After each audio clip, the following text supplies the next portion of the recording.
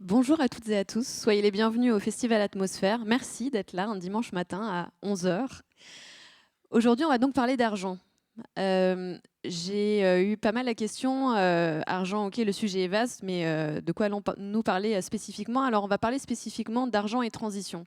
Pour mettre tout le monde à niveau, la transition, c'est cette fameuse bascule qui est absolument nécessaire et qu'on doit opérer pour espérer un monde plus durable, plus vivable, plus équitable, plus juste, aujourd'hui et pour demain. Et quand on parle d'argent et de transition, il y a une chose qui est intéressante et qui relève du dernier volet du 6e rapport du GIEC, où on apprend deux choses: que la transition écologique coûtera cher, certes, mais qu'elle coûtera beaucoup moins cher que l'inaction. Et la deuxième chose, c'est que les financements pour la décennie 2020 devraient être 3 à 6 fois plus importants que les niveaux actuels. On rentrera davantage dans le détail tout à l'heure avec toi, Lucie. Alors, comment on fait? Aujourd'hui, il y a différentes pistes qui sont évoquées. Elles font pour beaucoup débat. Et il y a une autre question à se poser aujourd'hui, c'est quel est le rôle, pardon, quelles sont les responsabilités, et puis aussi il y a une notion de partage à opérer entre les différents acteurs autour de la table, les États, les institutions, les collectivités. Il y a aussi les acteurs de la société civile, les acteurs de la finance, évidemment, on y reviendra, les entreprises et à échelle individuelle, les particuliers. Ce qui est sûr, ce qui est certain même, c'est que cette transition, quand on parle d'argent, nécessitera un alignement entre les différents acteurs et entre les différents secteurs économiques. Et puis il y a aussi une notion de consentement des citoyens à une sobriété nouvelle.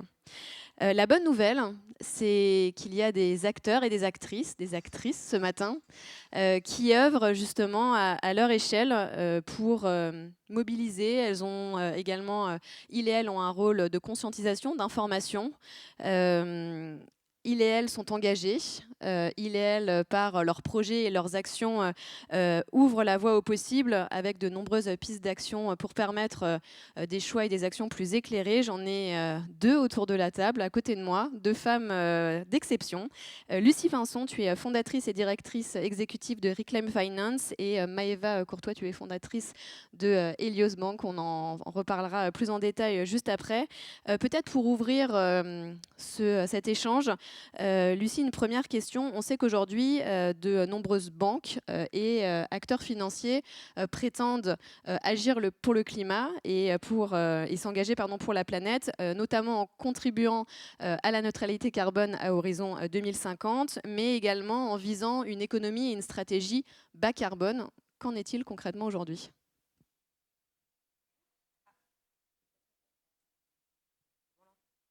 Toc toc. Si, ça y est. Bonjour et déjà merci pour l'invitation. Merci à vous tous qui êtes dans la salle et qui voilà, avez relevé le défi de vous lever très tôt un dimanche matin pour écouter une conférence sur l'argent. Vous êtes un petit peu dispersés dans la salle et je pourrais inviter certains, notamment certains au fond, à vous rapprocher un peu juste pour que ce soit un peu plus convivial et qu'on ne soit pas toujours en train de vous chercher du regard. Alors, pour cette première question, alors, les objectifs sont les bons. La neutralité carbone à l'horizon 2050, c'est l'objectif qu'on doit atteindre. C'est un objectif corollaire à celui, bien entendu, de limiter le réchauffement à 1,5 degré, puisqu'on peut atteindre la neutralité carbone et viser une trajectoire de réchauffement supérieure à 1,5 degré. Donc ça, il faut le rappeler. Et ça, en effet, la majorité aujourd'hui des grands acteurs financiers français se sont engagés vers ces objectifs. Donc les objectifs sont les bons. Le problème, c'est comment on y arrive, puisque 2050, c'est très très loin.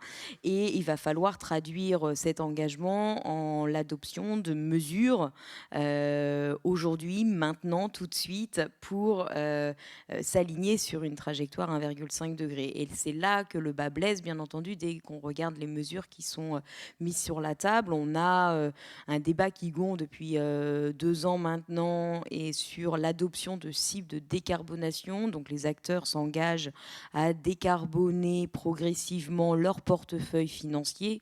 Bon, alors ça, c'est très bien, mais ça ne garantit en rien l'arrêt de certains services financiers au développement de nouveaux projets ou d'entreprises qui elles-mêmes ne seraient pas alignées sur une trajectoire 1,5 degré. Parce que ce qui se passe dans un portefeuille financier, c'est pas forcément ce qui se passe dans le monde réel. Les banques vont soutenir les entreprises à travers énormément de soutien qui vont pas se refléter nécessairement dans leur balance sheet, dans leur compte, dans leur bilan.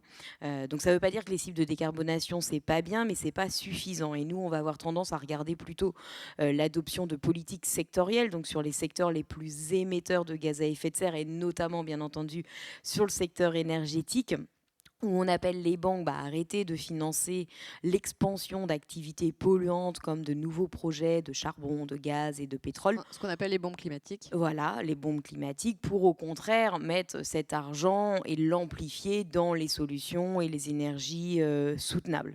Et là, le bas blesse, puisque on voit que globalement, le travail au niveau français, je vais rester circonscrite ce matin au niveau français, peut-être que dans les questions, on pourra aborder les autres places financières, mais c'est déjà assez compliqué en tenant à la France en très peu de temps. Donc sur la France, globalement, le travail, il a été fait sur le charbon. Ça a pris plusieurs années. On pourrait toujours aller un peu plus loin dans l'application de certains critères. On sait que, par exemple, la filiale de gestion d'actifs ou les filiales de gestion d'actifs, certaines d'entre elles du groupe Natixis, donc Banque Populaire Caisse d'Épargne, ont encore des efforts à faire parce que n'ont pas de politique satisfaisante. Par contre, globalement, c'est sur le pétrole et sur le gaz que ça bloque aujourd'hui beaucoup. On a des banques qui ont, pour certaines, arrêté ou commencé à arrêter de financer certains projets pétroliers et gaziers, les nouveaux projets. Et peut-être j'aurais dû le rappeler, mais ces nouveaux projets sont incompatibles avec l'objectif de limiter le réchauffement à 1,5 degré. Ça, c'est les scientifiques qui le disent. Et c'est aussi une projection de l'Agence internationale de l'énergie, qui n'est pas une agence de protection de l'environnement du tout, dans son scénario pour limiter le réchauffement à 1,5 degré. Donc c'est vraiment quelque chose qu'il faut faire. Malheureusement, aujourd'hui, on a une prise de conscience de la part des grandes banques françaises, une reconnaissance qu'il faut aller vers ça. Malheureusement, on sait que Natixis encore, donc Banque Populaire Caisse d'Épargne, n'a pas pris les mesures qui s'imposent pour arrêter de financer ces nouveaux projets. Crédit Agricole n'a pris des mesures, mais que sur le pétrole, et est aujourd'hui la première banque, enfin la seule banque qui accompagne Total Energy dans le développement d'une bombe climatique en Papouasie-Nouvelle-Guinée, un projet qui s'appelle Papua LNG, qui va devenir sans aucun doute le prochain ICOP, pour ceux qui connaissent ICOP, le projet de Total en Afrique de l'Est. Bon, là, vous avez un projet aussi désastreux qui se développe en Papouasie-Nouvelle-Guinée avec le soutien du Crédit Agricole. On peut l'empêcher, mais aujourd'hui, voilà l'état des lieux. Et puis sur les entreprises, on voit toujours les mêmes, donc BNP Paribas et Société Générale, qui sont en train d'avancer. Pas les deux autres banques, mais malheureusement, ça reste très insuffisant, et avec notamment des mesures qui échappent, enfin en tout cas qui ne couvrent pas les principaux clients des banques, à savoir les majors pétrolières et gazières, Total Energy, mais aussi BP, Shell, Eni, etc. Et c'est là que c'est problématique, puisque ces entreprises, loin d'être en transition, sont aussi à l'avant-garde de l'expansion des énergies fossiles. Et si on veut faire disparaître les 130 milliards de financements qui ont été accordés par les banques françaises depuis l'accord de Paris aux 100 entreprises qui développent le plus les énergies fossiles, eh bien, ça va passer par l'adoption de mesures, et c'est ce à quoi aujourd'hui on essaye de travailler. Je me permets juste une petite remarque, parce que tu cites des noms des banques qui sont connus, hein. Il y a le fameux rapport de l'Oxfam auquel vous participez de mémoire avec Reclaim Finance. Donc on connaît... non, pardon, je croyais. Bref, au-delà de ça, il y a tout le travail de pédagogie, d'alerte que vous faites avec Reclaim Finance. Je reviens quand même sur le nom des banques, parce que parfois c'est plus complexe qu'il n'y paraît. Tu citais Natixis, qui fait partie du groupe BPCE. Au sein du groupe BPCE, il y a plusieurs banques. Il y a notamment le Crédit Coopératif, qui aujourd'hui, on peut le dire, est quand même une banque vertueuse, on va dire, sur ces sujets-là. Tu citais aussi Caisse d'Épargne et Banque Populaire. La particularité, ce sont des banques coopératives qui œuvrent à échelle locale et territoriale, avec parfois des engagements plus ou moins poussés selon, on va dire, les filiales. Est-ce que parfois c'est pas plus complexe qu'il n'y paraît justement au sein des groupements bancaires ou des acteurs financiers? Alors c'est une excellente question. Crédit Coopératif, a une relation à Natixis qui n'est pas la même que celle de Banque Populaire et Caisse d'Épargne. Donc ils ont vraiment une autonomie, de gestion, qui leur est accordée et donc aujourd'hui, quand bien même c'est pas parfait, ça reste, une solution alternative aux grandes banques, qui ont pignon sur rue et notamment aux banques populaires, Caisse d'Épargne. Ça reste la banque de l'économie sociale et solidaire qui finance beaucoup d'ONG aussi, et qui clairement aujourd'hui a des politiques d'exclusion de nombreux secteurs qui sont voilà, à des années-lumière de ce qu'on peut voir au niveau de Natixis, qui est directement lié au réseau Banque Populaire Caisse d'Épargne. Je voulais juste qu'on s'arrête parce que c'était important pour moi, à mon sens, de préciser ce point-là. J'ai une autre question pour vous deux. Aujourd'hui, on voit émerger, enfin depuis quelques années, on voit émerger des nouveaux termes quand on parle de croissance et de finance, qui sont un peu la promesse, on va dire, d'un nouveau modèle. Je pense notamment à finance verte, croissance verte, finance durable, croissance durable. Votre avis sur le sujet, c'est quoi? C'est un défi réalisable, mission impossible, un vœu pieux? Est-ce que moi ça marche? C'est bon. Bonjour à tous. Moi, vu que je suis dans la finance durable, oui, j'espère que ça marche. Après, il ne faut pas confondre finance durable et croissance infinie verte. Je pense que c'est les deux termes qui ne sont pas à mettre à côté. Et quand on réfléchit à comment est-ce qu'on peut atteindre justement nos objectifs de réduction de gaz à effet de serre et limiter notre impact sur la planète, il va falloir développer des alternatives à ce qu'on consomme tous les jours. Donc des alternatives aux entreprises actuelles, aux produits et aux services qu'on a actuellement pour que les citoyens puissent eux-mêmes derrière changer leur manière de consommer. Parce que c'est plus facile de remettre toute la responsabilité directement sur le consommateur en disant il va falloir complètement changer quand vous n'avez pas la possibilité de complètement tout changer dans la vie de tous les jours. Il faut continuer à manger, il faut continuer à se déplacer, il faut continuer à travailler. Et donc pour ça, les banques ont un rôle sociétal, c'est financer le monde de demain. Et donc qu'est-ce qu'on veut pour le monde de demain? On veut des entreprises et des produits et des services qui soient plus éco-responsables, qui soient plus respectueux de l'environnement, aussi dans leur production, mais dans leur cycle de vie en général. Et donc, les acteurs financiers ont un énorme rôle à jouer, puisque c'est le point de départ de tout développement de produits, c'est le capital. Et donc, quand une banque va décider de financer une entreprise A plutôt qu'une entreprise B, donc une entreprise A qui va avoir un rôle qui va en tout cas avoir un impact climatique négatif plutôt qu'une entreprise A qui va proposer des solutions, elle a complètement un rôle énorme dans ce choix, puisqu'elle décide finalement pour nous tous, qui lui confions notre argent, donc à la banque, d'aller financer peut-être, j'espère, un monde qu'on ne veut pas voir se développer dans les prochaines années. Après, c'est pas à confondre avec une croissance verte, parce qu'effectivement, il va falloir réduire notre consommation. Il va falloir complètement changer nos façons de consommer et de vivre. Et donc, les deux ne sont pas antinomiques, mais par contre, vont devoir évoluer positivement ensemble. Sauf que pendant un temps, il va falloir qu'il y ait de la croissance verte, dans les secteurs qui doivent se développer. Si on part de zéro, pour arriver au moins à être être face en fait à des grands groupes, il va falloir que ces entreprises croient. Donc là, le rôle des banques, c'est de fournir les capitaux nécessaires pour que, disons, une petite entreprise qui fait de l'habillement soit aussi importante qu'une grosse entreprise qui fait de l'habillement, il va falloir qu'il y ait de la croissance. C'est-à-dire qu'il va falloir qu'il y ait de la décroissance aussi de l'autre côté. Et ensuite, effectivement, on vit dans un monde qui est borné, et avec des ressources aussi bornées. Donc, il va falloir s'adapter aussi à ça. Finance verte, finance durable, ton avis, Lucie? Bah, alors en effet, c'est des mots valises qui, peuvent, recouvrir plusieurs choses. C'est souvent des termes qui sont quand même utilisés pour, se référer aux nouveaux produits qui sont développés par les acteurs traditionnels de la finance.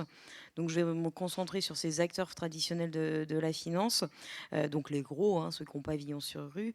Et c'est vrai qu'on parle, bah, des obligations vertes, on parle, des différents labels qui sont également proposés. On parle de produits d'épargne. Si vous allez chez voir vos conseillers financiers, ils ont plein de produits d'épargne qui ont souvent des noms qui sont hyper enthousiasmants, planète verte, monde durable, transition juste, etc., etc. N'en jetez plus, quoi, la coupe est pleine.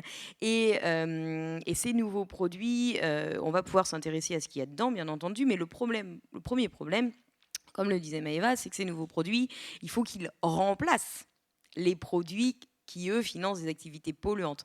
Mais il s'agit bien, quand on parle de transition, d'aller vers de ce qui ne va pas à ce qui ne va, et pas de rajouter une couche verte à un océan de pollution. Et donc là, il y a clairement cet enjeu-là que le ministre de l'économie et des finances connaît très bien, puisque, alors il a arrêté de le dire, on pourra peut-être y revenir, mais il a dit pendant des années que la finance, ça sera verte ou ça ne sera pas. Ça veut bien dire que c'est la totalité de la finance qu'il faut transformer. Donc là, il y a un problème sur est-ce qu'on ajoute ou est-ce qu'on transforme. Et le deuxième problème, c'est quand on a des produits qui sont étiquetés planète verte, etc., est-ce que c'est vraiment vert? Et là, on va pouvoir s'intéresser en effet à ce qu'il y a dedans. Et malheureusement, on se rend compte, et on se rend compte également avec les produits labellisés ISR, que on va trouver énormément d'entreprises qui ne sont pas responsables, qui n'ont pas de plan de transition aligné avec l'objectif 1,5 degré, voire des entreprises des énergies fossiles qui continuent de développer des nouveaux projets d'énergie fossile. Et donc là, bah, il va falloir en effet qu'il y ait une pression réglementaire à ce niveau-là. Et puis bien entendu, c'est toute la finance qu'il va falloir transformer. Et par contre, est-ce que globalement on peut, parce que la question plus fondamentale derrière ces petits termes qui parlent des produits, est-ce qu'on peut voir vraiment un basculement du monde financier, qui est un monde qui répond à un objectif, le profit? Il y a des raisons d'espérer parce que, comme je le disais, les acteurs financiers français ont adopté beaucoup de choses sur le secteur du charbon. Et alors, elles ne l'ont pas fait toutes seules, hein, elles l'ont fait parce qu'il y avait beaucoup de pression qui était mise sur ces banques, et puis que peut-être elles y ont vu aussi un avantage compétitif ou réputationnel qu'elles pouvaient ensuite commercialiser, parce que la réputation, ça a un prix. Ça nous permet de garantir la motivation des salariés en interne, ça nous permet d'embaucher auprès des étudiants des grandes écoles, ça nous permet de sécuriser les clients pour éviter qu'ils partent tous chez Helios. Bon, concrètement, c'est pas bon aujourd'hui, hein, elles n'arrivent pas encore à gagner la confiance de leurs clients, mais voilà, c'est tous les objectifs qu'elles peuvent se donner en travaillant sur la défense de leur marque, de leur réputation.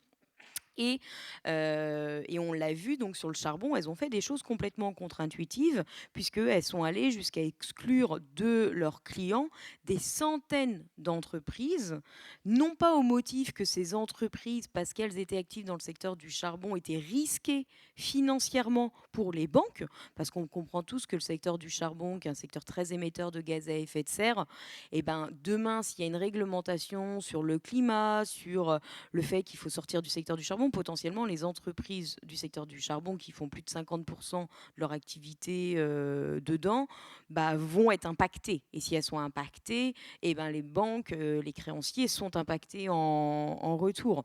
Et les acteurs financiers n'ont pas exclu les entreprises sur ce motif-là, elles les ont exclues sur le motif que les entreprises développaient des nouveaux projets dans le secteur du charbon, donc des projets qui menaçaient le climat, les populations, la biodiversité.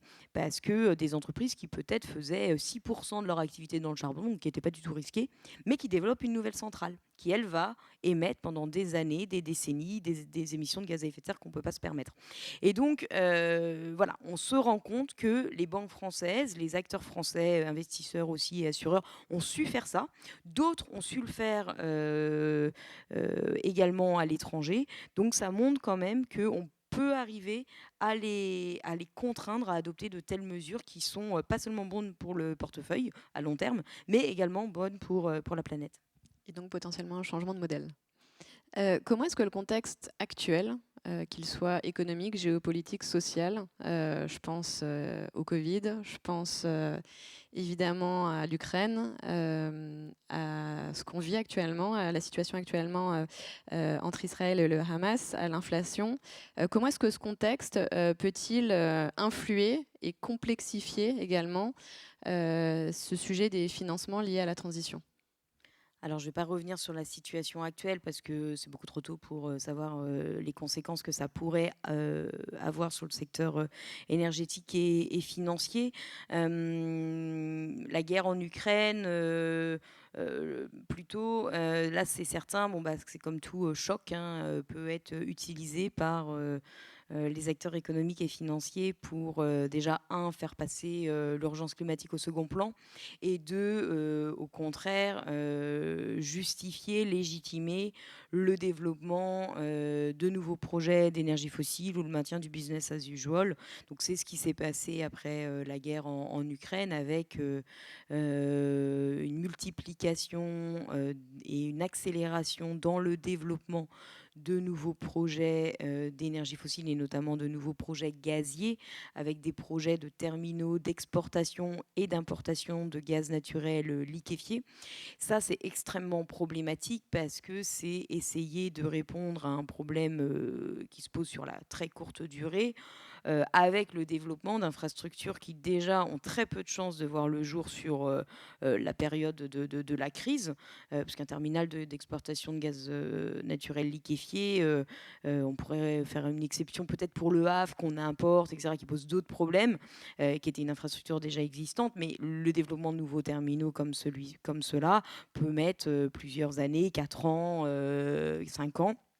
Or, sécuriser l'offre pour les 2 hivers, l'hiver passé et l'hiver qui arrive, voilà, c'est une période très très courte.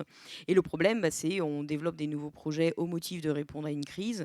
Ces nouveaux projets n'arriveront pas pour répondre aux besoins de la crise. Et en plus, une fois qu'ils sont construits, on le sait bien, sont là pour durer, et donc vont nous verrouiller notre avenir dans des trajectoires d'émissions qui ne sont pas compatibles avec l'objectif de limiter le réchauffement à 1,5 degré. On le sait bien, et encore une fois, c'est affolant, comme les ONG, on a commencé à citer l'Agence internationale de l'énergie qui a quand même pris des positions fortes ces derniers temps. Et pareil, l'Agence internationale de l'énergie, après la guerre, l'invasion de l'Ukraine par la Russie, a dit très clairement que les solutions se trouvaient dans la sobriété et dans des investissements massifs dans les énergies renouvelables et l'efficacité énergétique. Alors quand je dis énergie renouvelable, c'est pas seulement la production, c'est toutes les infrastructures de réseau aussi qui sont nécessaires pour cette transition, et de manière à répondre vraiment sur la durée à un problème qui est aussi systémique, puisque au-delà de la guerre en Ukraine, il y a bien entendu le contexte actuel de l'inflation, une inflation qui est notamment générée par le dérèglement climatique, qui entraîne des chocs sur les marchés et font monter les prix, et également notre trop grande dépendance au gaz, qui est un marché extrêmement volatile. Et donc, de même, pour lutter dans la durée contre les risques d'inflation, eh bien, il faut mettre en place une transition. Et malheureusement, c'est pas ce qu'on a vu juste après ces deux crises-là. On a vu des banques, au contraire, justifier, remettre en cause le rapport de l'Agence internationale de l'énergie, justifier leur soutien à l'expansion pétrolière et gazière. 2023, je vais dire, est une bonne année, puisqu'on commence vraiment à avoir des premières mesures adoptées. Comme je le disais tout à l'heure, c'est très insuffisant. Par contre, aujourd'hui, sur le problème et ce qu'il faut faire, on a vraiment un accord commun, enfin voilà, un consensus sur la lecture de la situation, sur la compréhension du problème et des solutions. Je disais, Crédit Agricole aujourd'hui n'a quasiment rien vraiment en termes de mesures sur le pétrole et le gaz, quelques projets pétroliers arrêtés, c'est tout. Par contre, très clairement, Philippe Brassac a dit à l'Assemblée générale, expansion pétrolière et gazière, c'est incompatible avec 1,5 degré. Quand bien même, moi, j'aimerais bien financer les renouvelables de Total, je ne peux pas fermer les yeux sur les autres activités pétrolières et gazières de l'entreprise. C'est dit hyper clairement. C'est clair. Oui. Maintenant, il faut passer aux actes, puisque ce qu'on voit dans les actes, c'est non, un soutien en Papouasie-Nouvelle-Guinée et encore des soutiens financiers qui sont versés aux majors. J'aimerais qu'on s'intéresse au sujet de l'épargne. Je vais citer Jean-Charles Orcade, qui est économiste climat et qui a participé à la rédaction du 6e rapport de synthèse du GIEC. Il nous dit qu'il y a assez d'épargne dans le monde pour financer la transition climatique. Je rappelle un chiffre qui est celui de la France. On parle de 6 milliards d'euros d'épargne. Est-ce que ces 6 milliards d'euros d'épargne sont-ils bien alloués? Alors, c'est pas 5 000 milliards au départ? Si. Ce qui est attendu effectivement pour pouvoir réussir, en termes de financement, pour pouvoir réussir la transition écologique, c'est estimé à environ à 66 milliards d'euros, de dollars par an jusqu'en 2030, 50% privé, 50% public, parce qu'on sait qu'il faut quand même que le public permette de déclencher et en tout cas de dérisquer une partie des investissements. En termes de disponibilité, c'est ce que je disais, donc rien qu'en France, on est à 6 000 milliards d'épargne financière des Français, donc l'argent, il est suffisant dans le monde pour pouvoir financer cette transition écologique. Aujourd'hui, il faut le déplacer, il faut déplacer le curseur au bon endroit. Je n'ai pas les chiffres, moi, sur la proportion d'épargne vers des produits à impact ou des produits qui ne seraient pas à impact, parce qu'aujourd'hui, c'est hyper difficile de les différencier. Si on considère que les produits verts sont des produits, par exemple, ISR, en fait, on fait un peu fausse route, donc là-dessus, j'ai pas de proportion, mais je pense qu'elle reste quand même complètement minime par rapport à la globalité des investissements réalisés ces dernières années. Peut-être que Lucie pourra compléter avec des chiffres plus précis. En tout cas, aujourd'hui, il y a une réelle envie côté entreprise, côté client particulier, d'allouer leur épargne au bon endroit. On parle toujours du couple risque-rendement comme la seule excuse de ne pas bouger. Le couple risque-rendement, déjà, est à revoir, parce que les externalités négatives que peuvent engendrer des investissements vers des produits des entreprises climaticides auront un impact en fait demain. Et ensuite, quand on réfléchit à toute nouvelle révolution industrielle, donc la révolution par exemple écologique, évidemment que le futur sera dans des produits et des services qui seront moins émissifs et plus bas carbone. Donc aujourd'hui, tout l'enjeu, c'est de prendre le train maintenant, en fait, j'allais dire au bon moment, mais en fait maintenant c'est presque trop tard. C'est le bon moment d'y aller, c'est le bon moment de se dire, en fait le futur sera bas carbone. Donc les derniers rendements à aller chercher dans du pétrole et du gaz, qui sont en fait des investissements très court terme, c'est une mauvaise façon de réfléchir, parce que quand vous mettez vous mettez votre argent à la banque, et quand les entreprises mettent leur argent à la banque, l'objectif c'est de financer à long terme, pas finalement à très, très moyen terme. Donc il y a une envie. Maintenant, l'objectif, c'est d'apporter beaucoup plus de transparence, parce que même moi, j'arrive pas à vous donner des chiffres, puisque c'est entre ce que vont communiquer certains acteurs bancaires et une réalité, c'est assez compliqué de faire la part des choses. Toute la complexité, c'est effectivement de ce que disait Lucie tout à l'heure, tous les produits très sexy avec des noms de transition écologique dans tous les labels qui peuvent être apposés sur les nouveaux produits financiers. Ça donne envie. Maintenant, est-ce que derrière, il y a une réalité d'investissement différencié? Pas toujours. Donc, il faut permettre aux clients de pouvoir décider de mettre son argent au bon endroit. Et je pense qu'il y a une vraie envie de tous les côtés.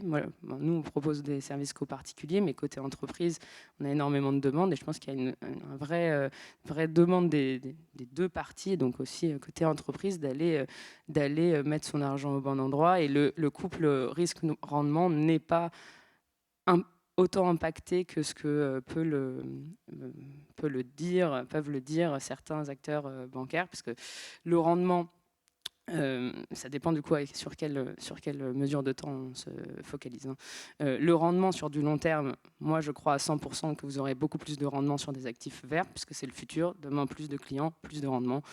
Donc à 10 ans, il y aura beaucoup plus de rendement. En termes de risque, en fait, tous les actifs fossiles sont bien plus risqués, puisque déjà on est en train on voit que c'est des actifs qui sont beaucoup plus qui sont beaucoup plus sensibles en fait au risque climatique. Donc par exemple le pétrole, dans quelques années, vous voyez bien qu'il y a beaucoup plus de risques en fait à très court terme, même en termes de variation. Et donc le couple risque-rendement est à revoir avec les externalités négatives. Et je pense que tout à l'heure tu disais, est-ce que les acteurs bougeront uniquement sur ces critères-là? Je pense que c'est un des critères qui doit les pousser aussi à bouger, puisque on voit que ce couple évolue. Sur l'épargne, est-ce que l'épargne est-elle bien allouée? Alors non, aujourd'hui, la majorité de l'épargne n'est pas allouée, enfin n'est pas fléchée. Donc généralement, quand c'est pas fléché, ça veut dire que ça nourrit le monde d'hier. Est-ce que tu peux juste Euh, préciser peut-être, je ne sais pas si c'est clair pour tout le monde, de quoi on parle quand on dit qu'elle n'est pas fléchée? Elle n'est pas fléchée, ça veut dire que globalement, elle est collectée par les différents acteurs du système, du secteur financier, et elle est allouée à leur guise. Voilà, tout simplement. Donc si vous allez chez un acteur financier qui a des bonnes politiques d'allocation de leur financement, eh bien, ça ira potentiellement à des secteurs vertueux. Si vous le confiez à Helios, ça ira dans la bonne direction. Si vous allez le confier à un autre acteur, potentiellement, l'autre acteur va soutenir des entreprises sans regarder la qualité des projets menés par cette entreprise d'un point de vue environnemental, mais aussi social, et va pas non plus nécessairement juger l'entreprise au niveau de la globalité de son activité, et surtout non pas de son activité passée, mais encore une fois de son activité à venir. Quel est le plan de développement de l'entreprise? Est-ce que l'entreprise a un véritable plan de transition, puisqu'on sait bien que c'est tous les secteurs qu'il nous faut transformer. Et malheureusement, encore aujourd'hui, on a très très peu d'acteurs financiers aujourd'hui qui se dotent de politiques d'allocation d'actifs qui sont particulièrement ou principalement influencés par des critères qu'on dit forward-looking, qui sont tournés vers l'avenir. Où est-ce que l'argent va être alloué? Qu'est-ce qui va être développé? Qu'est-ce qui ne va plus être développé? Parce qu'encore une fois, même pour un secteur énergie fossile, moi j'aime bien dire que le problème n'est pas tant que les banques financent le secteur des énergies fossiles. Il va y avoir dans le bilan des banques, dans tous les cas, des énergies fossiles pendant encore de nombreuses années, parce que on a en France le 4e secteur bancaire le plus important au monde. Elles financent l'économie mondiale, et c'est tout à fait normal qu'elles aient parmi leurs clients des entreprises qui sont actives dans le secteur des énergies fossiles. Ça, c'est pas le problème.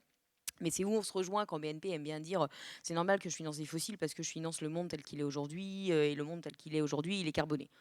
OK sur le fait que de la photo passée et le constat dans le stock, donc ce qui se trouve dans les bilans des banques.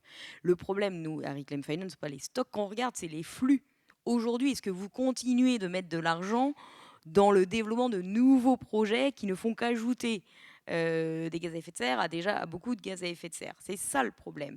Que vous en ayez dans votre portefeuille, dans votre bilan, pas de souci. Le problème, est-ce que vous en ajoutez, rendant impossible les conditions d'une transition? Pour revenir à l'épargne, du coup, il y a plusieurs problèmes. Il y a le premier problème, donc c'est pas fléché. Et quand bien même la majorité de la population française souhaite que son argent soit bien alloué, alors après on pourra revenir, est-ce que on souhaite tous que notre argent soit bien alloué, soutienne les territoires, la transition écologique, etc. Après on regarde aussi les critères de rendement. Ça c'est le constat aujourd'hui. Par contre, et c'est souvent quelque chose qui est reproché voilà, aux gens comme nous qui me disent non, les gens veulent des produits écolos. Oui, enfin les gens ils veulent aussi avoir des intérêts. Moi, j'en suis pas si sûre en fait, parce que le problème, c'est que l'information n'est pas là, ni sur les activités, les conséquences réelles des activités qui sont financées. et voilà, il ne s'est pas mis dans un contexte de débat démocratique. Et on l'a vu avec la Convention citoyenne pour le climat, que une fois réunis autour de la table et informés par des experts, etc., les citoyens ont proposé des mesures avec lesquelles ils n'auraient jamais été d'accord avant de faire cet exercice. Et donc je pense que là, il y a un vrai travail à faire d'information et de discussion autour de l'usage de l'argent. Donc ça va commencer, il faudrait déjà commencer par étiqueter les produits financiers pour donner une information claire et lisible à tout un chacun, de la même manière que lorsqu'on achète de l'électroménager, on a un petit code couleur ou on a le Nutri-Score. Il faudrait... Et que cet étiquetage réponde à une norme qui soit la même pour tout le monde et qui permette plus de lisibilité. Alors, il faut de l'étiquetage. Du coup, il faut aussi, bien entendu, un encadrement du greenwashing. Il faut que les régulateurs aient plus de gens en interne pour ensuite aller faire leur travail et aller regarder derrière le produit d'épargne transition, planète durable, etc., qu'on mentionnait. Est-ce que c'est vraiment durable derrière, pour aussi sanctionner du coup les cas de greenwashing. Et puis au-delà de l'allocation de l'épargne, il y a aussi, bien entendu, un enjeu de bon usage de la dépense publique, parce qu'on entend aussi souvent parler, au-delà de l'épargne, de l'enjeu des taxes, comment allons-nous financer la transition, on va mettre un ISF climatique, etc. Il y a plein de choses à faire. Ça, c'est pour faire rentrer de l'argent, en plus d'influencer les comportements de tout un chacun à travers les taxes. Mais il y a aussi l'enjeu de la dépense publique. Et aujourd'hui, on a un très mauvais usage de l'argent public.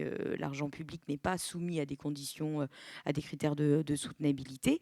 Et il en est de même pour l'épargne, puisqu'on a des produits d'épargne ou d'investissement qui sont défiscalisés, qui font l'objet de mesures d'avantages fiscaux, alors qu'ils ne sont pas fléchés. Et donc ça, c'est complètement absurde. On est en train d'inciter des gens à mettre leur argent dans des produits qui vont à l'encontre des objectifs climatiques que nous nous sommes nous-mêmes donnés. Donc on est en train de faire de l'auto-sabordage à travers cette politique fiscale. Donc bien entendu, il faudrait revoir les 3 points. Étiquetage, sans contrôle et sanctions, et puis ensuite incitation, avec des vraies incitations fiscales vers les produits d'épargne qui sont bons pour notre avenir. Juste avant de poursuivre, je me permets un petit pas de côté. Je reviens sur le financement des énergies fossiles et tu parlais des portefeuilles des banques. On questionne souvent le rapportant pour sortir de ces énergies fossiles. Tu citais Crédit Agricole. Si demain Crédit Agricole souhaite sortir du financement des énergies fossiles, quelle est la réalité du rapportant pour le faire ? Du rapportant, souvent, on s'imagine, est-ce que c'est simple d'en sortir concrètement ? Et si on prend en compte le rapportant pour faire cette bascule, est-ce que tu peux juste peut-être nous éclairer sur ce point-là ? Je vais être très lente parce que je ne comprends pas le mot. En fait, la question... Mais est-ce que c'est compliqué de sortir Et quel temps ça prend au final quand on a le temps pour faire ça? Voilà. Okay. Désolée. Dimanche matin, hein, c'est pour ça. Encore une fois, il ne s'agit pas tant il y a déjà arrêté d'en ajouter, d'en développer. La Papouasie LNG, donc l'énorme projet de terminal d'exportation de gaz qui est associé en plus un gazoduc à travers une mangrove, puis le développement de 9 puits gaziers en amont. Voilà, ça c'est le projet Papouasie LNG, qui est une anomalie climatique, aussi en termes de biodiversité, également pour les populations locales qui sont déjà en première ligne des impacts du dérèglement climatique. Ça, Crédit Agricole peut en sortir du jour au lendemain. Et s'ils en sortent, le projet prend quand même beaucoup de retard, voire ne sera pas mené à bien. Il y a énormément de projets qui n'ont pas eu lieu ensuite à un retrait à ce moment-là. Crédit Agricole, en 2015, a annoncé qu'ils n'allaient pas financer une nouvelle centrale et du même temps a dit que du coup, ils n'allaient pas financer un projet qui soutenait à travers un mandat de conseil de centrale à charbon en Croatie. Le projet, il a été fini. Au revoir. Société Générale, une mine de charbon, pareil en Australie. La mine de charbon s'appelait Alpha Coal. C'était la première des batailles du mouvement climat en France. La première fois qu'une banque se retire d'un projet, le projet, il n'a jamais vu le jour. Donc ça, c'est possible. Ça, c'est possible. Et bien entendu, ça peut être associé à un engagement plus fort, à ne plus financer et ne plus soutenir d'aucune manière le développement de ces projets-là. Ensuite, pour les entreprises, c'est un peu plus compliqué parce que contrairement au charbon, aujourd'hui, la majorité des entreprises du pétrole et du gaz développent des nouveaux projets. Donc on ne peut pas dire, idéalement, en fait, il faut stopper dès maintenant tout nouveau soutien qui pourrait aller à l'expansion pétrolière et gazière. Mais ça veut dire on arrête toutes les entreprises.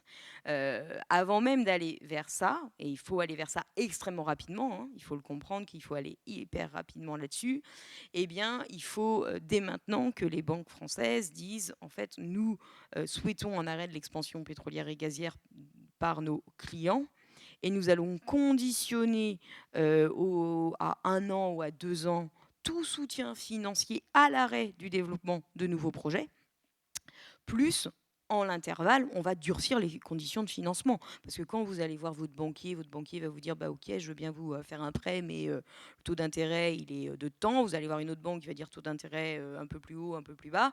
Donc on voit bien que le taux d'intérêt, c'est un outil aussi pour orienter les comportements. Et donc les banques, avant même de mettre le coup près en disant on ne veut plus du tout vous financer, elles peuvent mettre en place des mesures en interne pour dissuader certains comportements. Et bien entendu, normalement, elles peuvent aussi, enfin normalement, c'est évident qu'elles le peuvent, mais elles peuvent dès maintenant dire ok Total, je veux bien te financer encore pendant 1 an ou 2, par contre ce sera du financement fléché vers des produits d'énergie renouvelable.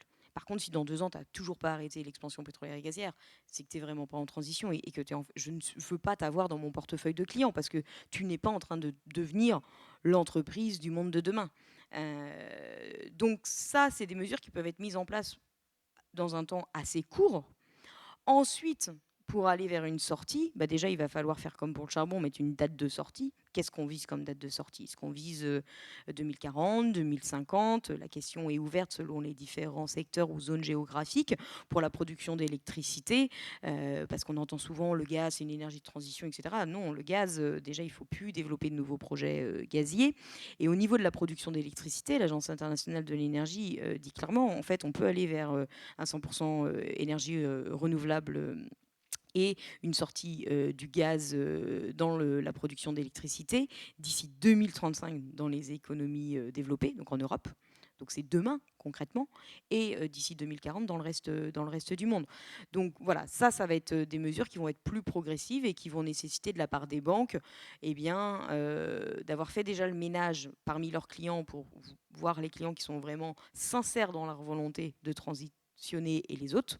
Et pour ceux qui sont sincères, et ben après, il va falloir faire un suivi annuel, voire biannuel, des progrès faits par les entreprises pour aller vers ces objectifs.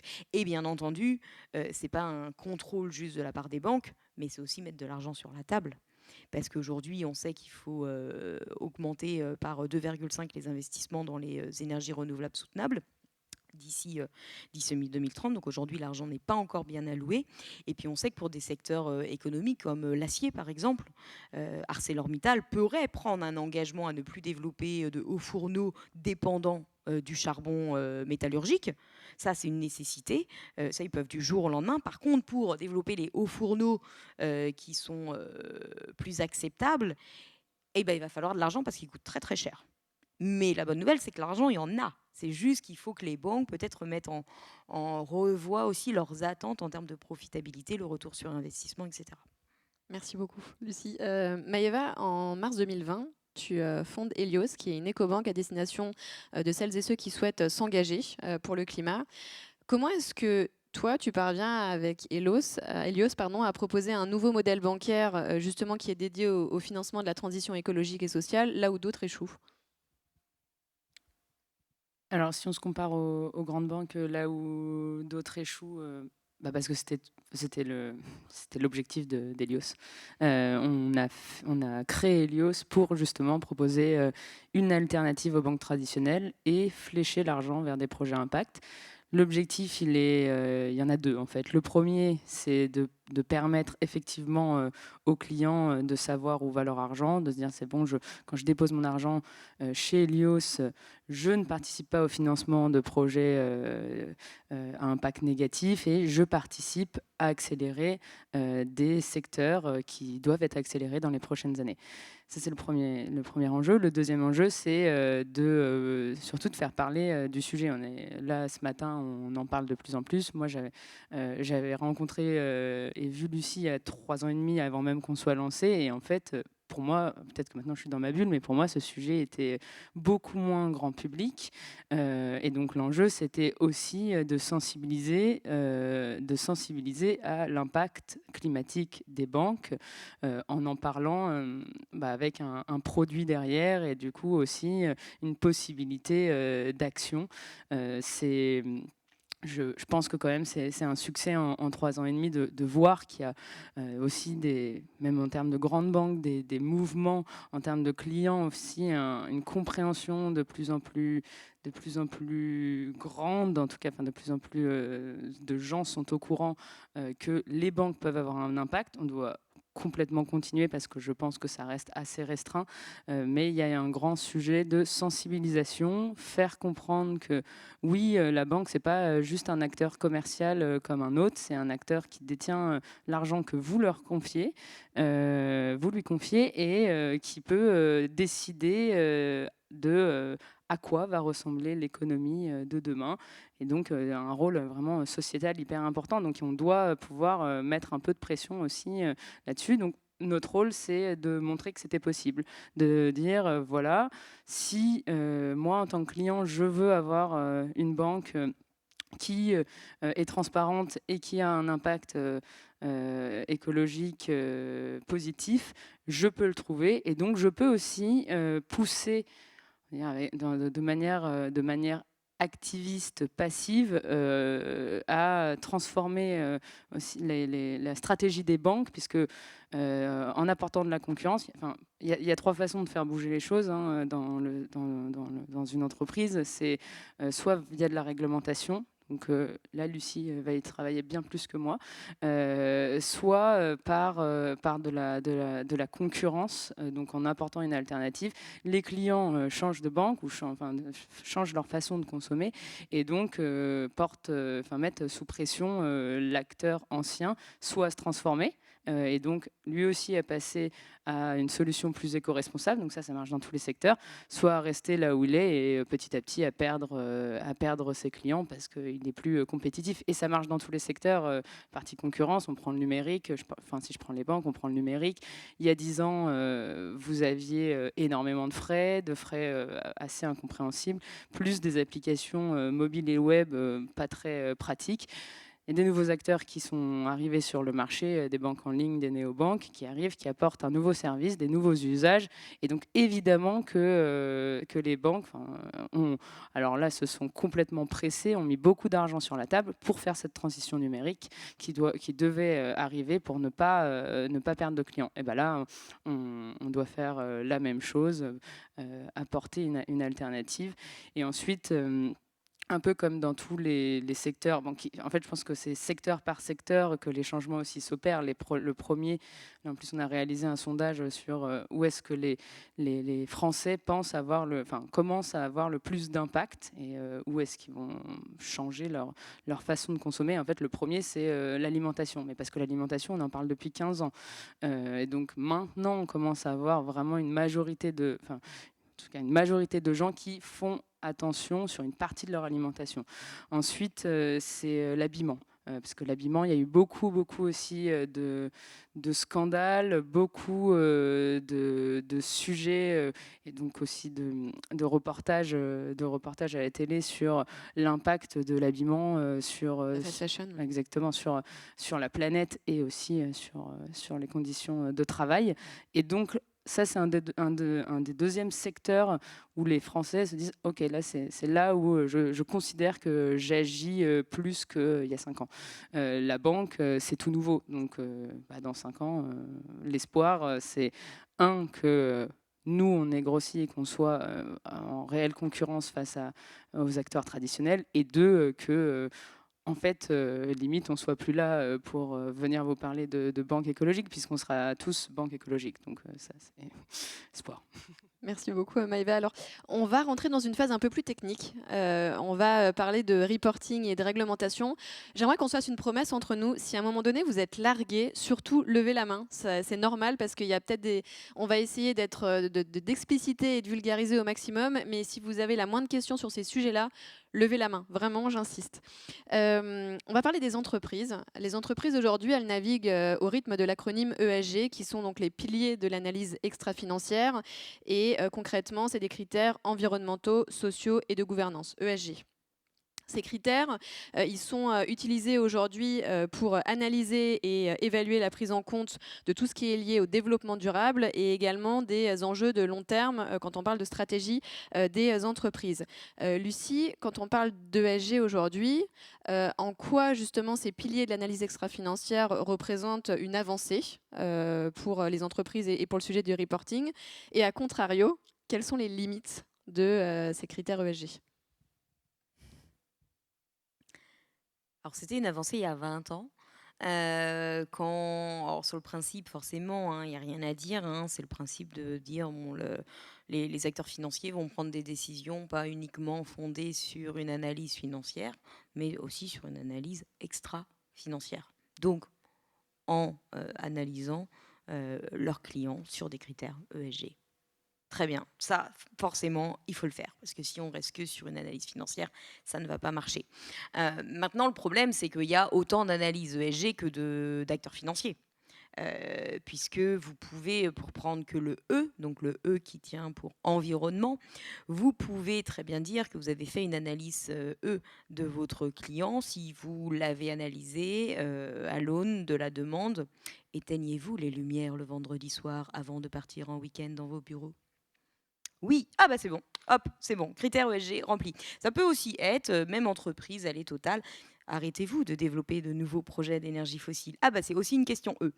Et donc là, on se rend compte que le problème n'est pas tant est-ce qu'on se pose des questions qui ne sont pas liées directement avec la rentabilité financière, mais quelles sont les questions qui sont posées.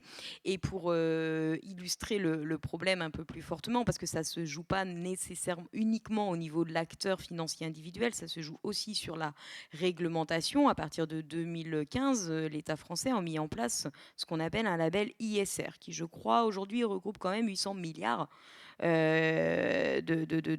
d'actifs, donc c'est beaucoup d'argent. Donc le label ISR, malheureusement, nous, on a fait une analyse des fonds qui sont commercialisés en France et on s'est rendu compte que dans 94% des cas, on avait des entreprises, des énergies fossiles, de l'armement ou des entreprises qui ont un respect très, très approximatif des droits sociaux. Et donc, clairement, pour tout un chacun, c'est pas responsable. Et donc là, il y a tromperie sur la marchandise, comme l'a reconnu l'inspection générale des finances dans son rapport rendu public en décembre 2020. Pourquoi on se retrouve dans cette situation? Parce qu'on est sur une approche purement ESG associée à une approche best in class. Le best in class, c'est quoi? C'est l'idée qu'il faut investir dans tous les secteurs sans discrimination et sans principe d'exclusion. Donc vous allez prendre, pour la faire courte, vous prenez un univers d'investissement composé de 100 entreprises. Donc, en gros, vous sélectionnez 100 entreprises et vous allez les analyser sur vos critères ESG. Alors là, premier problème, c'est parce que l'acteur financier A qui va faire cette analyse va prendre ses propres critères ESG. L'acteur financier B, un autre, va aussi analyser les mêmes 100 entreprises sur des critères ESG, mais potentiellement, ce n'est pas les mêmes demandes. Éteignez-vous la lumière ou arrêtez-vous de développer. Voilà. Une fois qu'on a fait cette analyse, donc on a une notation des 100 entreprises. Pour obtenir le label ISR, vous allez enlever les 20 entreprises, donc 20% de l'univers. Donc là, sur 100, ça fait 20 entreprises, les moins bien notées. Et c'est bon, vous avez votre critère, votre label ISR. Sauf que qui a dit que les 80 restantes étaient bien notées?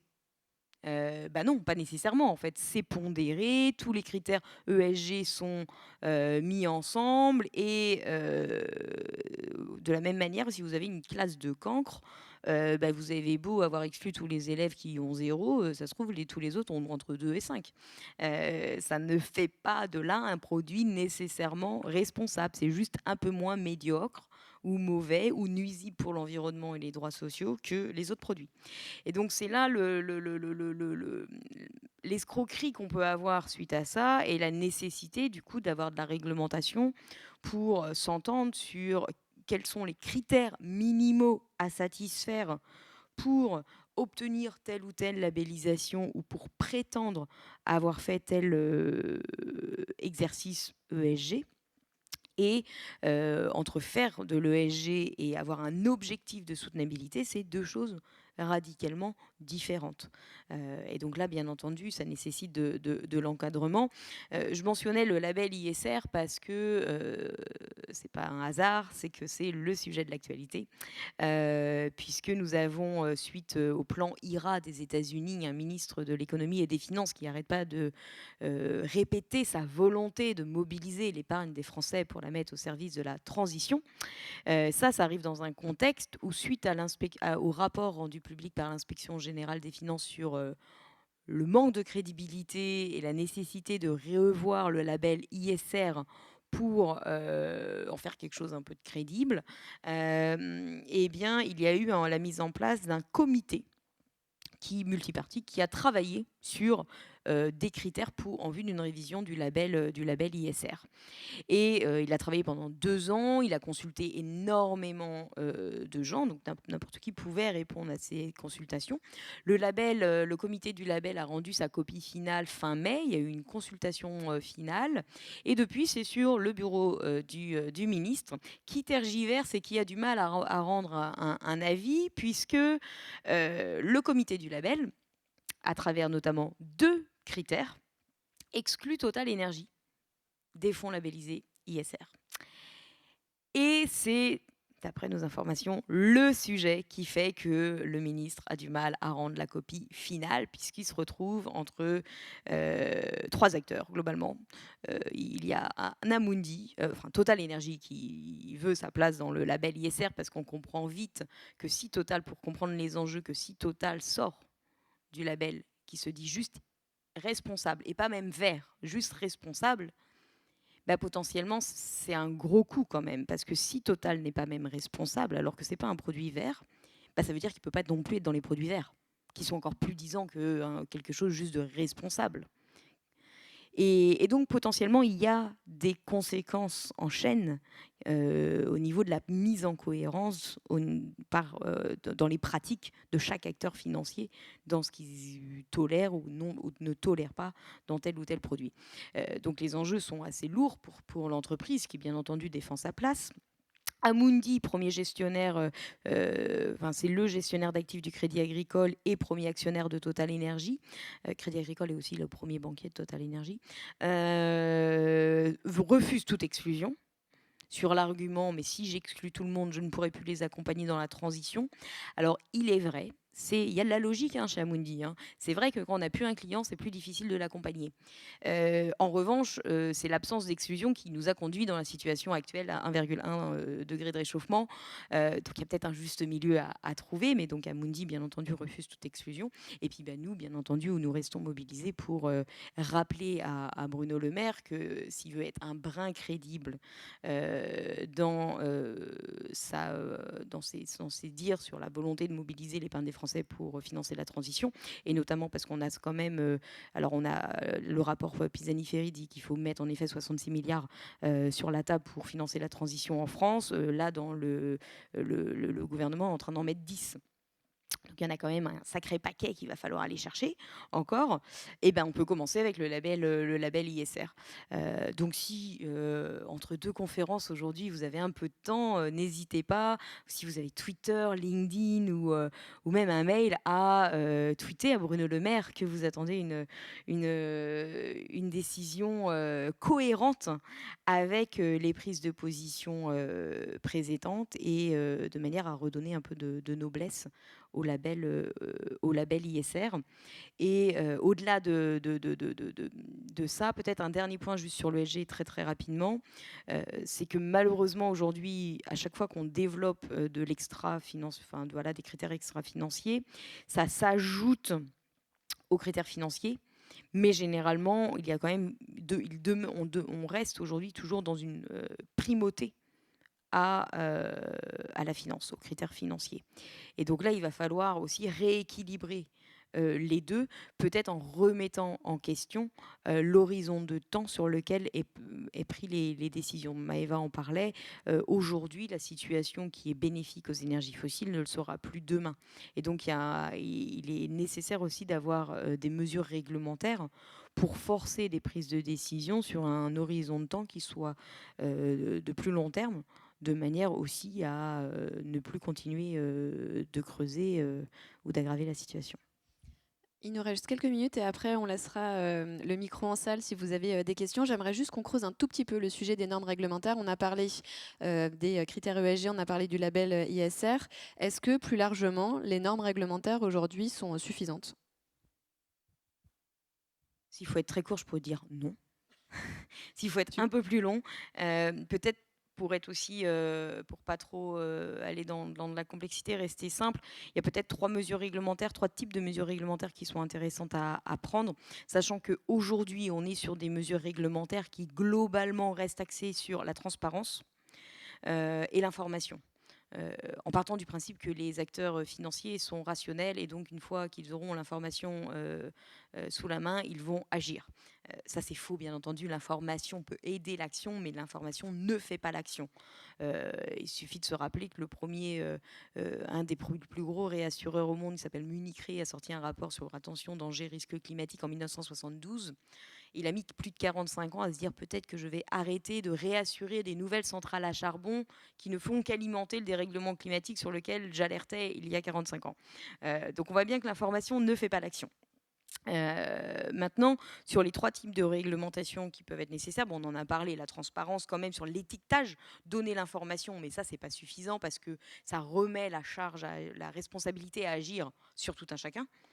Sur l'épargnant, qu'il soit un épargnant particulier ou institutionnel. Peut-être qu'on pourra revenir pendant les questions sur les différentes manières d'agir qui sont nécessaires, mais bien entendu, ça ne suffit pas, il faut agir au niveau des structures.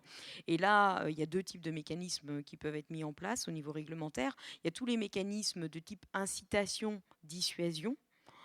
Par exemple, si vous changez les normes prudentielles et forcez une banque à avoir plus de fonds propres dès lors qu'elle finance des énergies fossiles et moins de fonds propres lorsqu'elle finance les énergies renouvelables soutenables, par exemple, eh bien, la banque, très certainement, va allouer plus d'argent aux énergies renouvelables et moins d'argent aux énergies fossiles, puisque s'il y a un truc que les banques n'aiment pas, c'est avoir des fonds propres qui dorment, qui ne sont pas là en train de fructifier.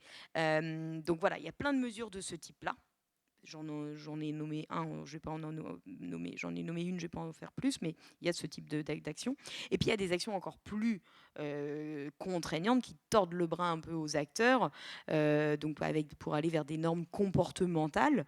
Et notamment, il y a tout un débat au niveau de l'Union européenne sur la nécessité de pousser les acteurs économiques et financiers à adopter des plans de transition alignés avec une trajectoire 1,5 degré.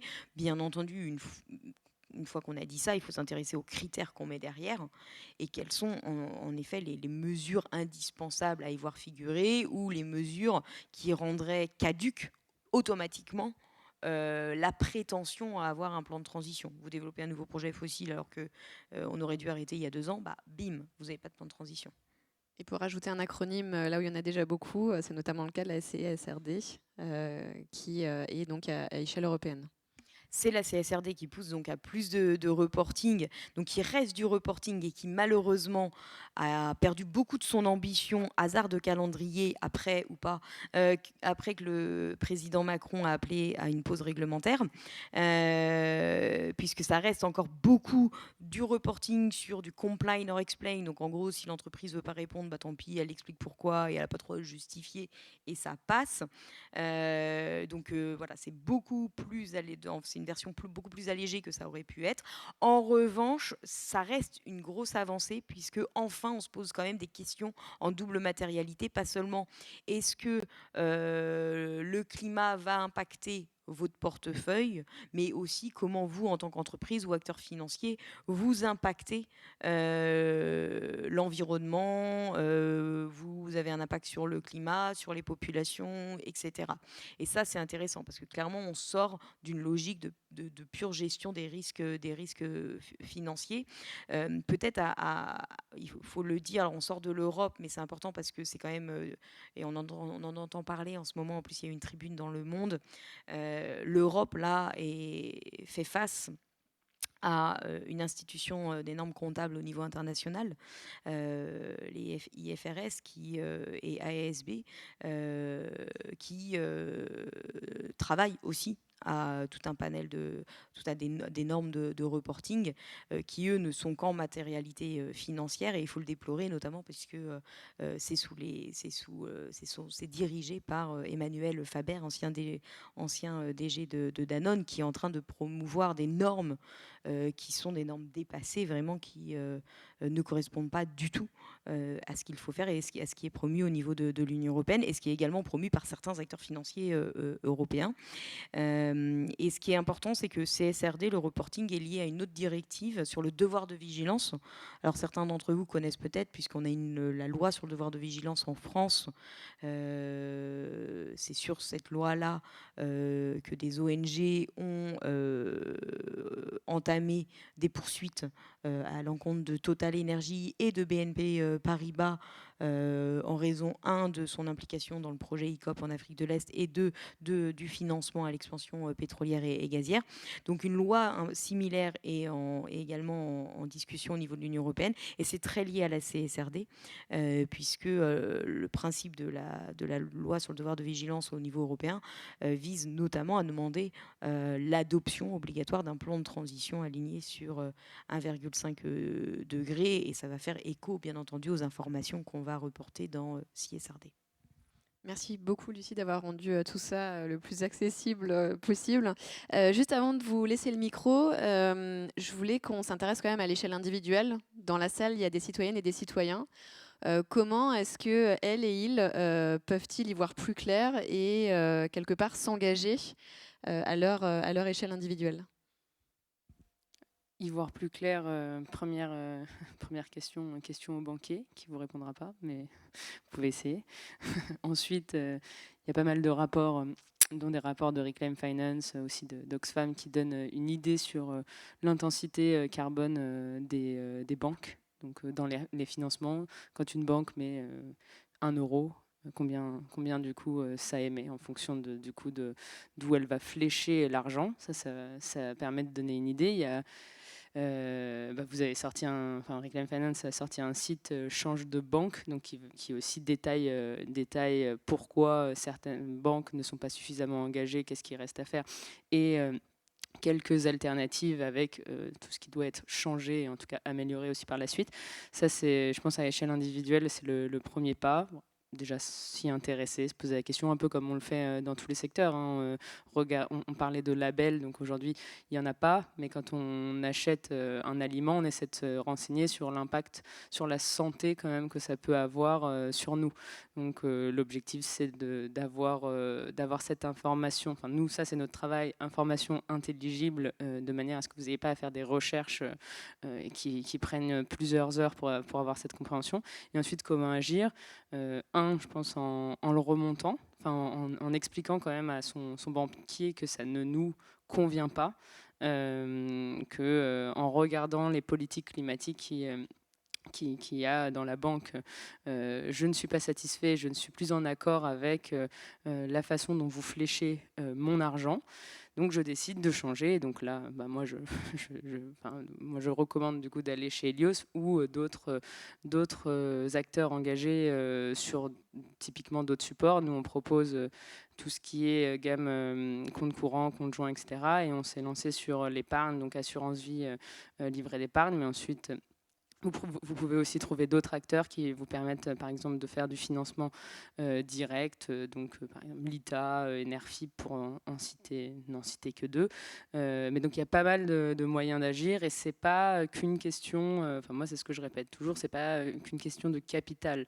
Moi, la première chose qu'on m'a dit quand j'ai commencé, c'est vu ce que j'ai sur mon compte, je pense que je n'ai absolument aucun impact. Ce que j'ai répondu, c'est effectivement, tout seul, de toute façon, on a 99,9% des gens n'ont aucun impact. Par contre, si on est suffisamment nombreux à mettre nos 1000, 2000, je ne sais plus combien m'avait dit cette personne, j'ai moins de 5000 euros sur mon compte, donc j'ai pas d'impact, nos 5000 euros au bon endroit, évidemment qu'on a un impact et là on peut créer ce point de bascule qui fait que demain les acteurs financiers se disent jusqu'ici, on est passé sous les radars, on passe plus sous les radars. Il est temps d'être beaucoup plus ambitieux dans nos actions et dans nos prises de position. Et ça, nous, ce qu'on essaie de montrer aussi avec Helios, c'est que vous avez tous un rôle à jouer. Et notre rôle avec Helios, c'est de vous proposer le meilleur service. Donc, pas de compromis par rapport à ce que vous pouviez avoir avant dans votre service bancaire. Parce qu'en fait, si vous prenez les deux acteurs, autant aller pousser la finance au bon endroit. Voilà. Et je tiens juste à préciser, tu évoquais changer de banque. Changer de banque, c'est pas si compliqué que ça. Souvent, on a une forme de fausse croyance où on se dit que c'est très compliqué, mais non, ça ne l'est pas. Donc c'est une des premières actions. Lucie, tu évoquais tout à l'heure le fait d'interpeller Bruno Le Maire, justement, quand tu évoquais le label ISR. C'est aussi une manière d'agir, à un moment donné, de prendre la parole auprès de ces réseaux, quels qu'ils soient. Alors oui, interpeller Bruno Le Maire, aussi interpeller Crédit Agricole, hein, c'est le bon moment pour pousser Crédit Agricole à sortir de Papua LNG, P-A-P-U-A-L-N-G. Voilà. Donc ça, c'est évident. Pour revenir sur au-delà de ces actions qui peuvent être menées là maintenant tout de suite sur les réseaux ou même n'hésitez pas à rejoindre des collectifs qui se mobilisent sur ces questions-là. Au niveau de l'argent, alors bien entendu, Maëva en parlait, l'action individuelle. Vous avez un compte courant, vous avez de l'épargne. Premier niveau d'action, c'est déjà, oui, en effet, en parler et questionner aussi ce qui se trouve derrière les taux d'intérêt de votre épargne. Donc ça, c'est le premier point, vraiment s'intéresser à cela, en discuter avec vos proches. Deux, pour ceux qui peuvent, en effet, éventuellement changer de banque ou passer à l'action, aller vers des produits d'épargne ou des pratiques d'investissement qui soient plus responsables. Alors, je dirais oui, c'est facile de changer de banque. Après, ça va dépendre aussi si on a des crédits ou pas de crédits, parce que ça peut être quand même plus compliqué. Par contre, la bonne nouvelle, c'est qu'il y a beaucoup d'actions pour agir. C'est répertorié donc sur changedebanque.org avec des petits tirets entre les mots, où vous allez voir que Helios est en vert et une des alternatives aux grandes banques qui sont valorisées. Et aussi que ça, c'est l'action au niveau individuel particulier, mais peut-être que vous travaillez en entreprise, donc peut-être que vous avez de l'épargne salariale. Eh bien, il est aussi possible de s'interroger, vous passez 40 heures de votre semaine peut-être sur vos lieux de travail, c'est aussi possible d'investir vos lieux de travail pour demander à ce que votre épargne salariale soit mise au service du climat. Donc s'intéresser quels sont les fonds dans lesquels l'épargne salariale de votre boîte est investie. Puis au-delà du fonds, chez quel gestionnaire d'actifs suis-je réellement? Est-ce que je suis chez Amundi? Grande chance, puisqu'aujourd'hui Amundi domine ce secteur-là. Peut-être que là aussi, vous aurez envie de travailler avec la direction de votre entreprise pour changer cette situation. Peut-être que l'entreprise, du coup, a également un compte en banque. Donc, il est également possible d'avoir un dialogue au niveau de la direction, ou peut-être que vous êtes la direction pour entamer un changement de banque aussi à ce niveau-là. Et ça, je prends l'exemple de l'entreprise, mais c'est la même chose que vous soyez en collectivité territoriale, en association, dans une fondation, etc. De fait, le monde qui nous entoure est le résultat de flux financiers et de produits d'assurance. Et donc, quelles que soient les activités qu'on mène, seul ou collectivement, en fait, on a un rapport au secteur financier. Et c'est là qu'il est possible d'agir et de décupler en effet l'impact qu'on va avoir sur les acteurs financiers, puisque en effet les 2 000 € sur votre compte épargne, si vous avez déjà de l'épargne, vont pas avoir un impact tout seul. Par contre, si on se mobilise collectivement et à travers différents canaux, non seulement ça commence à chiffrer, mais en plus, ça veut dire que les acteurs financiers vont recevoir la même demande par différents canaux. Et ça, c'est vraiment le signe, le jour où la même demande arrive via différents canaux, c'est vraiment le signe que quelque chose est en train de changer et ça pousse les acteurs financiers à prendre les bonnes décisions. Donc c'est important de réfléchir à tout ça. Et puis on a beaucoup parlé de banques. Le secteur financier, c'est aussi les assureurs. Et donc là, c'est pareil, on n'a pas encore publié le site changetonassureur.org.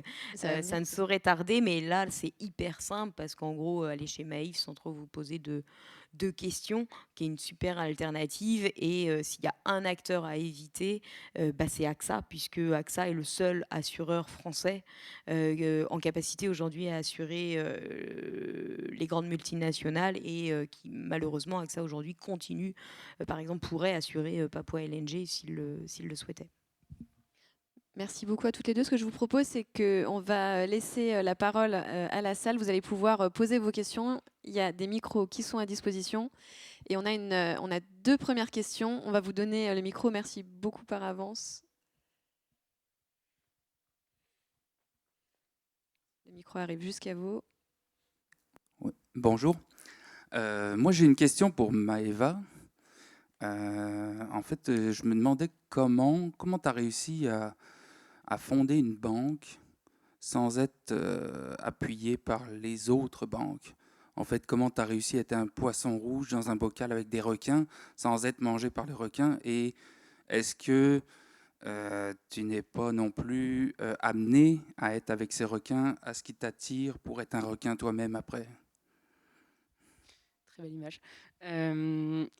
Déjà, premier point, c'est que le secteur, dans le secteur bancaire, déjà tout le monde est lié. Enfin, quand on commence à creuser vraiment, tout le monde travaille avec tout le monde, donc c'est pas étonnant que sur certaines briques, donc ça peut être des briques très techno, hein, ou certaines briques technologiques ou conformité, des acteurs travaillent ensemble sans être dans le même groupe. Nous, comment on a fait chez Helios, on travaille avec un acteur indépendant qui s'appelle Solaris, qui a une licence bancaire, qui est un acteur qui est en fait, en gros, une banque en marque blanche, qui nous loue sa licence bancaire et qui nous permet du coup d'opérer nos services. Donc c'est comme ça qu'on a réussi à arriver dans le monde de requins. Par ailleurs, on est obligé, petit à petit, en fait, on va être forcé de travailler sur certaines briques avec des acteurs bancaires. Ça ne veut pas dire que c'est négatif, ça veut dire que par contre, il faut ultra bien sélectionner sur quoi on le fait. Donc aujourd'hui, on ne le fait pas, on travaille avec Solaris sur quasiment tous nos produits. Là, l'assurance vie, on le lance avec un acteur qui s'appelle Goodvest, qui est spécialisé dans la gestion d'assurance vie à impact. Et donc, en fait, l'objectif, c'est pas forcément d'être tout seul, c'est ça que je veux dire. C'est qu'il y a plein de choses qui sont bien faites. Typiquement, moi, j'avais beaucoup regardé avec la nef. Est-ce qu'on peut faire des livrets d'épargne avec la nef? Ils le font déjà très bien. Est-ce qu'en fait, on peut travailler collectivement pour ne pas avoir à tout recréer du début, mais travailler avec des acteurs qui ont exactement les mêmes grilles en fait, de sélection que nous, les mêmes enjeux, ou est-ce qu'on peut travailler avec des acteurs en les faisant, en utilisant en fait, leur partie réglementaire et en apposant nos règles du coup, de sélection d'actifs, et donc en fait en les faisant changer aussi. Donc, voilà comment nous on a fait, mais où je voulais conclure, c'est plutôt que de toute façon, tout est relié et l'objectif c'est de choisir le meilleur de chacun et aussi inciter les requins peut-être à être plus doux. Voilà. Je crois qu'il y avait une question avant, juste, pardon, si je peux me permettre, je crois qu'il y avait une question avant, juste en dessous, et après, monsieur, on vous donnera le micro. J'ai vu que la dame avait levé la main avant, c'est pour ça que je me permets. Merci pour ce débat qui était très riche. J'avais 2 questions. Une pour Maëva sur le financement des nouveaux acteurs. Tout à l'heure, vous parliez de financer des nouveaux acteurs qui allaient pouvoir, à terme, concrètement mettre en œuvre la transition. Ces nouveaux acteurs, aujourd'hui, en termes de couple rendement-risque, ils ont un profil de risque élevé. Parmi toute cette pépinière d'acteurs, il y en a qui réussiront, d'autres pas. Généralement, ce type de financement, c'est plutôt l'apanage du private equity ou de l'infrastructure. Donc, comment vous arrivez à concilier des investissements sur ces acteurs-là de demain avec la disponibilité d'épargne qui peut être requise par les gens qui ouvrent un compte chez vous et qui n'ont pas forcément une volonté de bloquer leur argent sur un horizon 5-10 ans parce qu'ils peuvent éprouver le besoin de le sortir avant. Ouais. Déjà, donc, effectivement, quand on pense aux nouveaux projets, on voit beaucoup d'innovation. C'est pas forcément le cas. Donc je vais prendre plusieurs exemples de financement qu'on a pu faire. C'est pas forcément le cas et effectivement, Helios, nous on fait pas de private equity, on n'a pas non plus de fonds qui ont vocation à faire du private equity, on ne fait pas d'investissement direct. Donc en fait, tous nos investissements doivent être liquides. Ça c'est le premier point. Donc typiquement, je ne vais pas investir dans une boîte toute jeune qui commence à se développer et qui du coup effectivement le couple rendement-risque là c'est pas du tout en fait le type de produit qu'on peut faire. Nous on va se focaliser sur 2 types d'actifs, ceux qui vont effectivement lancer des projets de R&D, recherche et développement, mais qui donc là il y a un couple rendement-risque qui est potentiellement plus risqué et ça on va se baquer avec la banque européenne d'investissement qui prend le risque pour nous et qui rend l'investissement liquide. Donc typiquement, on a participé au financement de Carbios, qui est une société française, qui est quand même en bourse, donc qui n'est pas au niveau du private equity, qui est une société française qui crée des nouveaux enzymes, donc procédés chimiques, pour faire du recyclage plastique à l'infini. Donc PET souvent abîmé ou coloré et pouvoir le recycler à l'infini. Donc ça, c'est des nouveaux procédés qu'il faut permettre de développer pour pouvoir mettre à l'échelle. Et il y a d'autres types de procédés qui, en fait, il n'y a aucune innovation technologique derrière. C'est juste un besoin de financement pour passer à l'échelle et permettre d'en avoir plus. Donc là, je peux prendre 2 exemples de financement qu'on a réalisés. C'est la rénovation et l'agrandissement du métro de Marseille. Il n'y a pas d'innovation techno derrière, il n'y a pas de risque, c'est un investissement en plus type public, donc complètement dérisqué. Et un deuxième, c'est la rénovation et l'agrandissement aussi de la station d'épuration de Montpellier. Donc c'est 2 projets qui sont nécessaires à Montpellier parce qu'avec les nouveaux gestion, on va dire, de la météo, il y a beaucoup plus de moments où il y a des fortes pluies. Et donc aujourd'hui, ils sont plus en capacité de gérer la gestion des eaux usées. Et donc ça part dans la mer. Voilà. Donc il faut agrandir ça. Pas de risque non plus. Et le métro de Marseille, on sait qu'il est tout petit, très peu disponible. L'objectif, l'agrandir, le rendre plus disponible, baisser l'utilisation de la voiture individuelle. Ensuite, on essaie d'agir sur les nouveaux acteurs d'une façon complètement différente. Là, on a lancé un programme qui regroupe un grand nombre de commerçants et entreprises à impact qui opèrent dans tous les secteurs, donc en France. Qui vont être qui vont être plutôt proposés aux clients dans leur geste de consommation. Montrer en fait que donc là nous on va financer avec de l'argent très long terme des projets qui ont besoin de financement, mais aussi comment moi en tant que client, en tant que consommateur, je peux agir avec ma consommation et donc me rendre compte que sur quasiment tous les secteurs, vous trouvez des alternatives, c'est juste qu'on ne les connaît pas. Et nous proposer en fait une réduction du prix parce qu'on sait que c'est toujours le dernier bloqueur, un des gros bloqueurs pour passer à une consommation éco-responsable. Donc on va agir à différents niveaux. Puis si demain Aujourd'hui, il y a quand même beaucoup d'acteurs comme je citais tout à l'heure l'ITA, NRFIP, il y a Tutigo aussi, mais il y a pas mal d'acteurs où on peut investir dans des projets impact en direct, donc qui est plus office de private equity. Si demain on veut financer ce type de projet, on proposera ce type de produit à nos clients, mais ce n'est pas l'objectif aujourd'hui. Pardon, j'avais une deuxième question. Oui, et après on laissera juste le micro au monsieur. Est-ce que vous pensez vraiment que les acteurs d'aujourd'hui de l'énergie peuvent se transformer, parce que vous parliez de ne pas financer leurs nouveaux projets.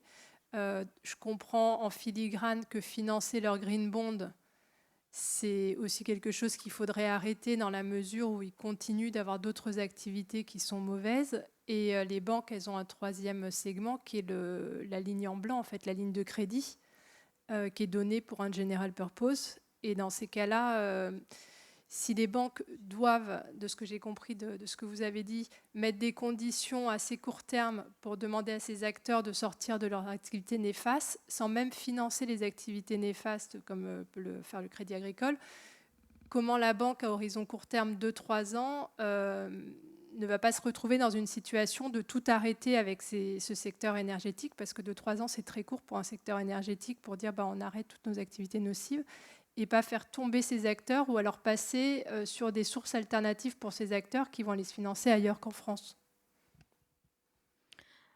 C'est une super question. Alors, ça va dépendre des entreprises, déjà, de quelles entreprises du secteur énergétique on parle. Si je me mets sur ce que vous avez cité, Total, Ouais, voilà, BP, parce que Shell. Ouais, parce que ça va être beaucoup plus compliqué en effet sur le secteur pétrolier et gazier. Juste pour le secteur du charbon, par exemple, il y a 1000 entreprises. Bon, là, il était totalement possible d'arrêter ceux qui développent d'abord, comme je me disais, parce qu'avec la moitié qui développait. Puis après, on enlève les entreprises qui sont très exposées, dont on sait que globalement, elles ne vont pas sortir dans les temps, elles ne vont pas opérer cette transition. Et puis, à la fin, on en garde certaines. Qui sont clairement pas toutes parfaites. Il y a plein d'autres activités qui n'étaient pas bien, mais juste sur le secteur du charbon, clairement, on avait un Engie, un EDF qu'on pouvait, ou d'autres qu'on peut et qu'on doit encore pousser à plutôt fermer les infrastructures de charbon qu'elles ont en opération. Et donc là, en effet, on peut avoir du general purpose pour ces entreprises qui soient allouées en parallèle d'un engagement avec l'entreprise pour la pousser à se transformer petit à petit. Pour le secteur pétrolier et gazier, c'est beaucoup plus compliqué. La question que vous posez, du coup, si je veux la réduire, c'est est-ce que Total peut transiter Moi, personnellement, je ne pense pas. Maintenant, mon rôle en tant que société civile qui regarde ce que nous dit la science, c'est par contre, si vous, banque, qui n'arrêtez pas de nous bassiner sur le fait que ces entreprises sont en train de construire le monde de demain, etc., prouvez-le nous, tout en tenant vos propres promesses que vous avez faites à tous vos clients sur le fait de vous aligner sur une trajectoire 1,5 degré et aller vers la neutralité carbone. Et donc, dans ce cadre-là, si vous voulez tenter le coup, moi, je pense que ça ne va pas marcher, mais tenter, là, dans ces cas-là, c'est prendre un temps hyper réduit déjà pour arrêter donc tous les soutiens fléchés aux activités polluantes qui pourraient se voir le jour. Donc tous les nouveaux projets, c'est niet. Vous gardez en effet les projets fléchés pour les bons, les projets verts, en gros. Et sur un temps hyper réduit, vous allez vers du conditionnement de tous les prêts ou les services qui sont généraux, donc qui aident l'ensemble de l'entreprise, de manière à très vite conditionner ces soutiens-là à l'arrêt du développement de projets polluants. Et à l'inverse, l'allocation de la majorité des dépenses d'investissement du groupe à des activités vertueuses. Et en effet, je pense que ça, en tout cas, ce serait possible. Ce seraient les seules mesures à mettre pour être un peu cohérent avec les promesses climatiques et les objectifs des groupes financiers qui se sont eux-mêmes donnés. Est-ce que ça va permettre de pousser vraiment Total à se transformer ? Personnellement, je ne pense pas. Il ira chercher ailleurs le general purpose. Alors, il ira chercher ailleurs le general purpose, ça c'est encore autre chose, puisque nous, notre objectif n'est pas tant déjà d'annuler toute condition de financement pour une entreprise. Le but, c'est de dissuader une entreprise de mener certaines activités. Et ce qu'on a vu pour le secteur du charbon, c'est que vous avez une banque qui arrête, deux banques qui arrêtent, trois banques qui arrêtent, pas mal de banques qui arrêtent. Total Énergie, 97% de ses financements, c'est 20 banques. Donc c'est quand même très très concentré. Donc il suffit que 20 banques adoptent, ou même peut-être juste la moitié déjà, adoptent des mesures très fortes pour quand même enquiquiner sérieusement Total dans ses capacités d'accès à un crédit peu cher. Et donc ça va potentiellement rendre plus compliqué l'accès au crédit, donc quand même contribuer aussi à désinciter Total à poursuivre certaines activités. Et ça va encore marcher encore mieux dans le secteur de l'assurance, puisque vous avez très très peu d'assureurs qui sont à même aujourd'hui d'être lead, d'être moteur sur des grands deals pour assurer des grands projets d'infrastructure, etc. Il suffit qu'il y en ait une quinzaine pour que tout de suite, il y a encore plein d'autres assureurs, comme pour les banques, il y a plein d'autres assureurs. Il est possible pour les entreprises de trouver des solutions, sauf que c'est avec des acteurs qui ont moins d'expertise. Donc si elles ont moins d'expertise, ils vont devoir se mettre à plusieurs, ils vont devoir aller chercher des réassureurs, mais peut-être que les réassureurs sont aussi en train de déguerpir. Donc il y a encore des solutions, mais tout ça, ça coûte de l'argent. Ça coûte de l'argent et puis ça diminue la confiance. Donc les banques vont aussi augmenter le coût de la dette parce qu'elles n'ont pas trop confiance en l'assureur qui est derrière. Donc il y a plus de risques, etc., etc. Donc en fait, voilà, il y a quand même tous ces aspects-là qui jouent. Et aujourd'hui, on voit que voilà, l'énergie mise par Total pour rester dans le label ISR, pour convaincre ces acteurs financiers qu'ils mènent des efforts pour se transformer, etc., c'est bien qu'ils sont soucieux, en effet, de conserver le soutien d'acteurs financiers. Et pardon, En revanche, oui, en effet, est-ce que Total va transiter? Non, personnellement, je ne pense pas. Potentiellement, il pourrait se découper en plein de morceaux. Enfin, il y a plein de scénarios possibles. Fondamentalement, non. Excuse-moi, Lucie, je te coupe. J'aimerais juste Merci. il va falloir qu'on rende la salle dans un instant pour la séquence d'après. Mais j'aimerais juste, il y a un monsieur qui avait levé la main, qu'on puisse lui laisser la dernière question. Merci beaucoup. Bonjour, merci beaucoup pour cette passionnante table ronde.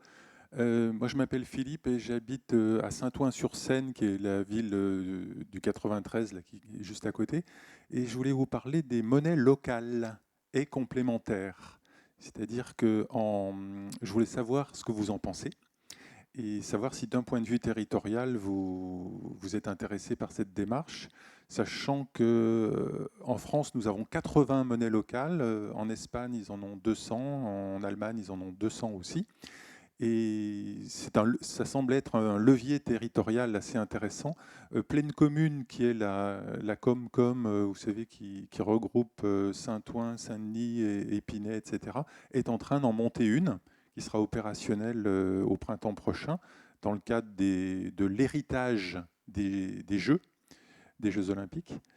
Et donc, voilà, je voulais savoir ce que vous en pensez et savoir si vous valorisez ce point de vue territorial qui permet d'augmenter, enfin de tracer l'euro, puisqu'en fait, une monnaie locale est équivalente à 1 euro. Il y a une parité parfaite et tout un système de valorisation des acteurs locaux afin d'éviter la spéculation et autres dérives que vous avez abordées tout à l'heure. Alors, je réponds et après je te laisse. Nous, chez Helios, on s'en est inspiré.